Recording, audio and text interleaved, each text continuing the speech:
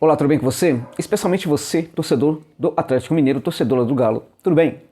Evidentemente que as coisas não estão muito boas, mas é muito importante que neste momento, gente, que o torcedor tenha muita calma em relação à sua equipe do coração, ao Galo, porque o Galo pode sim, apesar de esta eliminação na Libertadores de América, apesar do Galo não ter conseguido chegar à final da competição, o Galo sinalizou que pode sim crescer muito no cenário do futebol, não somente brasileiro, como também sul-americano. Tem muita coisa aí que pode, ainda que o Galo pode conquistar.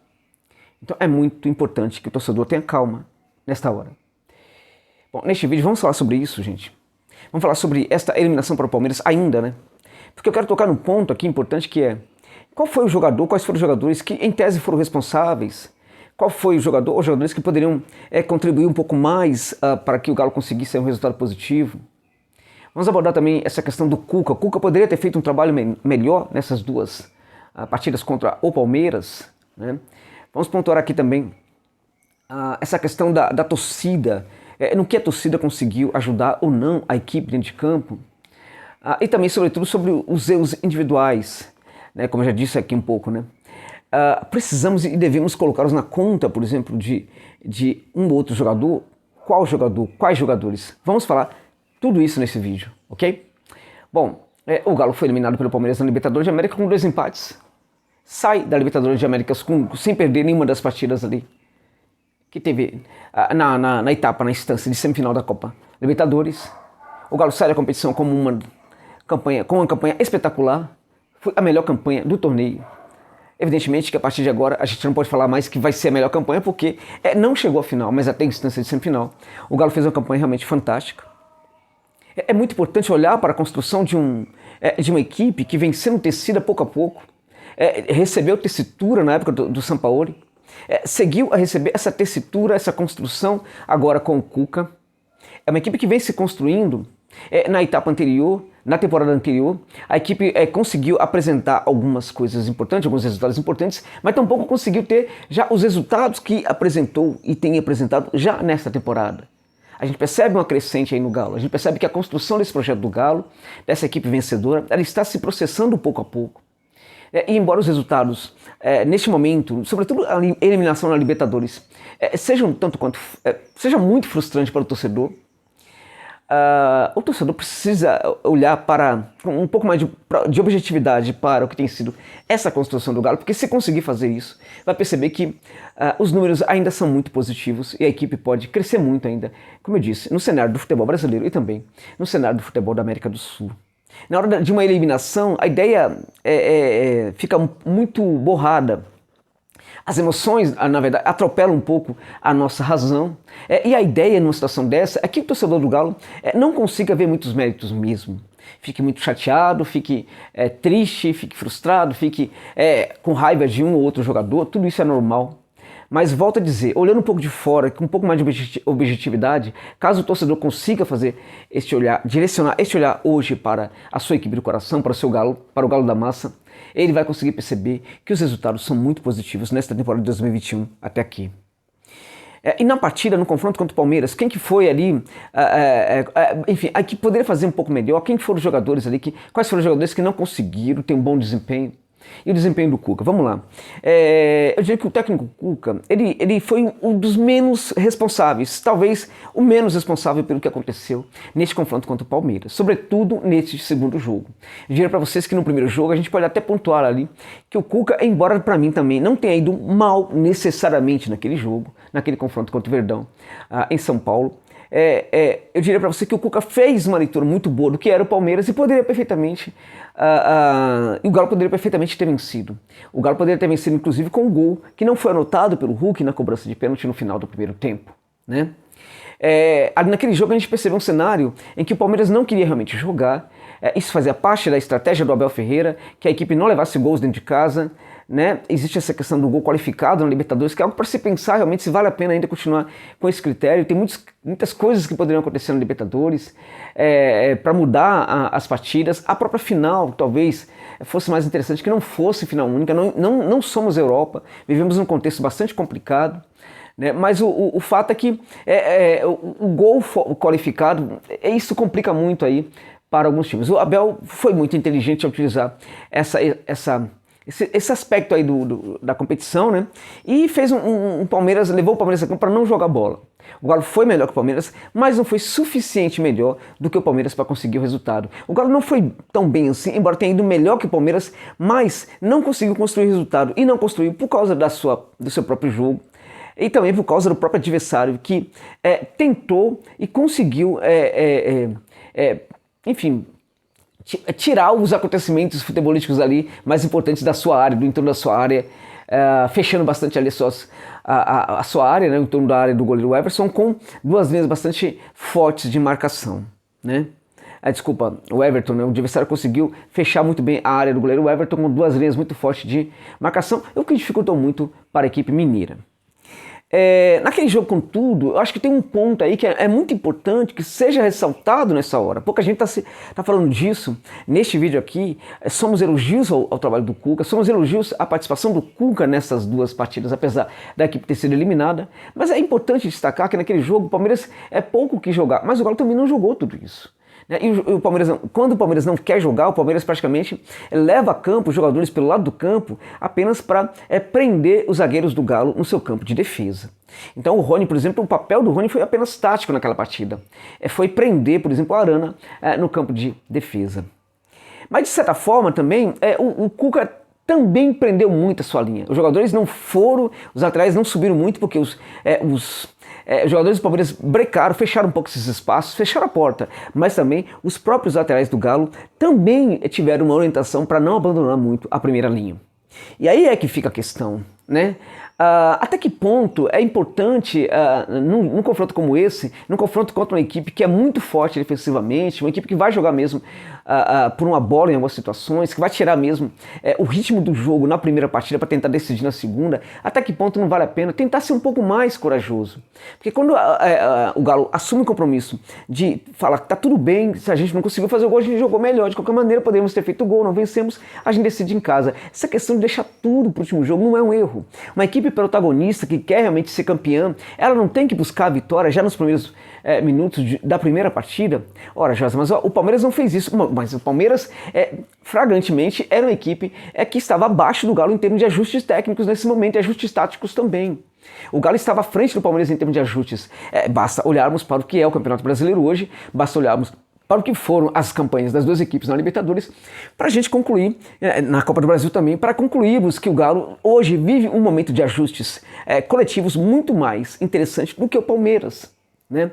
Então, por ter esses ajustes, por ter uma equipe com jogadores aí que vinham sendo muito mais protagonistas do que os jogadores palmeirenses, não era o caso de buscar mesmo a vitória, mesmo fora de casa. Sim, o Galo tentou fazer isso, mas não deveria fazer um pouco mais? Sim, deveria fazer. Mas será que não fez? Não, meus amigos, não fez. Porque quando o Cuca segura os laterais, ele está mandando essa mensagem de que tudo bem, vamos tentar jogar o que der para jogar aqui, e no caso, se a gente não conseguir o resultado, tampouco o adversário vai conseguir, e lá em casa, lá em Minas Gerais, lá em Belo Horizonte, a gente vai conseguir o resultado positivo. E no futebol não é bem assim. Quando você tem um time melhor, você tem que tentar vencer o jogo, esquecendo-se completamente que tem um segundo jogo, né? Essa questão de deixar muito para o final, para o resultado final, para a última bola, para uma prorrogação quando ela existe e tal, é coisa de uma equipe que se olha como menor, né, na disputa, como menos eficiente na disputa do que o seu adversário.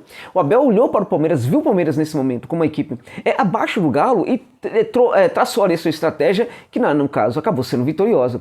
Mas a estratégia do Cuca deveria ser um pouco mais protagonista já no jogo da ida em São Paulo, no Allianz contra o Verdão.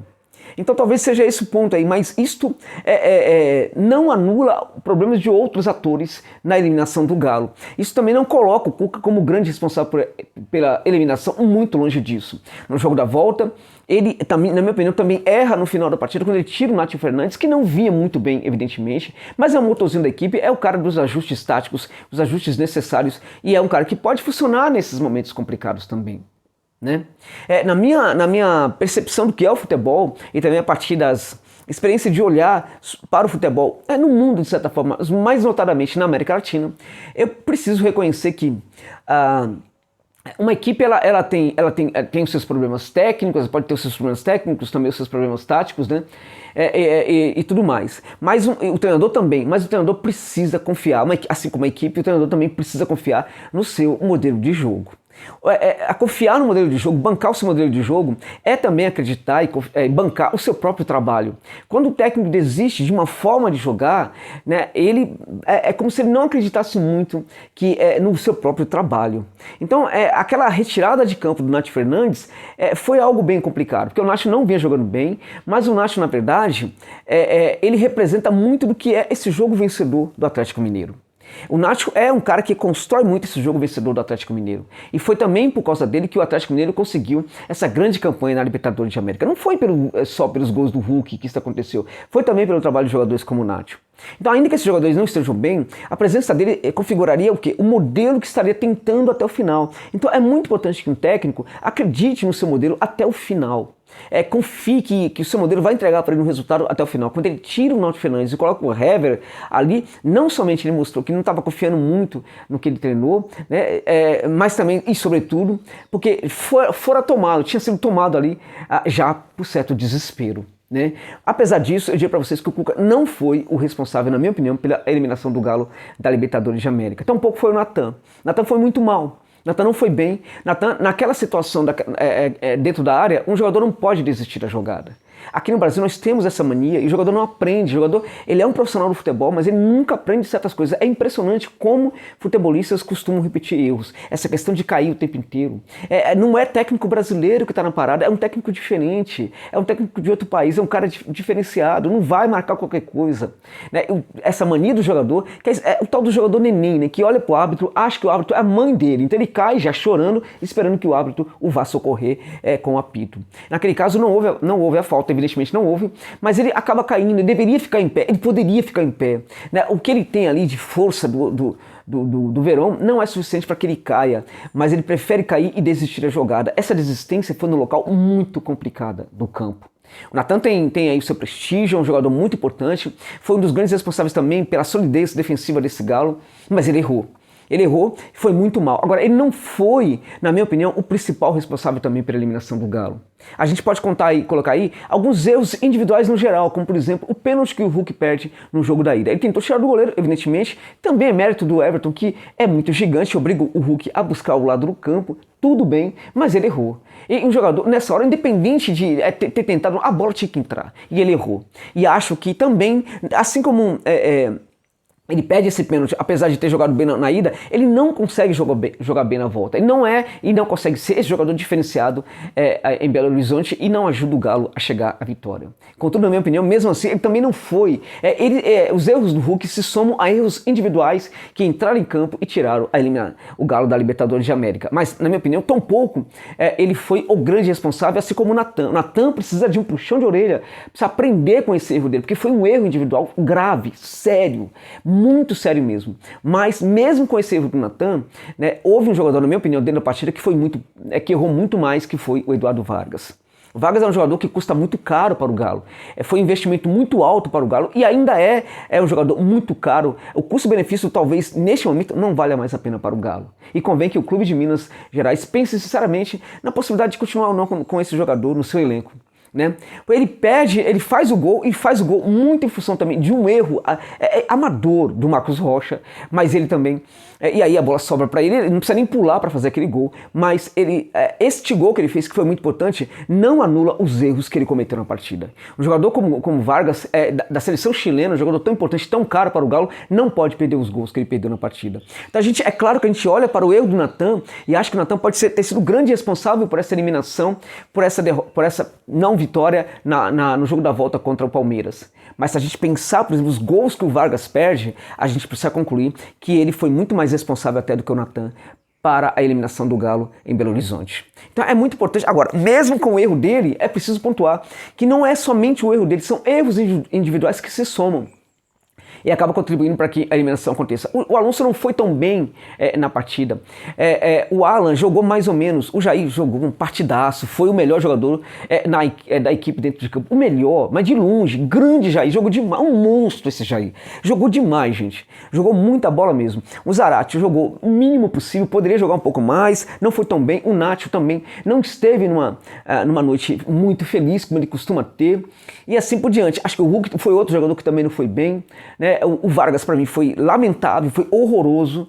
O Savarino, que para mim é um dos grandes nomes dessa equipe, que a equipe sentiu muita falta dele, ele entra muito mal, sentindo ainda a recuperação, né? Ele precisa de recuperar-se ainda muito mais da lesão que teve, não estava bem, tentou, mas não conseguiu, não pode ser responsabilizado também por nada.